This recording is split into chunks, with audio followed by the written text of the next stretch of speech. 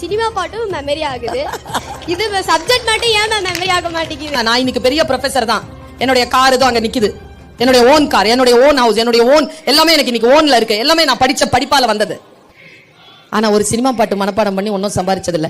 நான் எந்த பாட்டை மனப்பாடம் பண்றேனோ அந்த படம் எடுத்தவன் தான் அதை சம்பாதிப்பான். அவன் சம்பாதிக்கணுமா நான் சம்பாதிக்கணுமா நான் தான் முடிவு பண்றேன். என்னுடைய மாச சம்பளம் யூஜிசி ஸ்கேல் 1,65,000 மட்டும் கையில வரும் மாசத்துக்கு. 2 hour தான் class. 12 CL, 15 ML, 20 EL, private affairs, அப்புறமா செமஸ்டர் ஹாலிடேஸ்லாம் பார்த்தோம்னா ரொம்ப குறைஞ்ச நாள் தான் வேலை. எது சினிமா பாட்டு மனப்பாடம் பண்ணி கிடைச்ச வேலை இல்ல, பாட மனப்பாடம் பண்ணி கிடைச்ச வேலை. இப்ப நான் அனுபவிக்கிறேன். நீ இப்போ சில விஷயங்களுக்கு நோ சொல்லு, புரியுதா?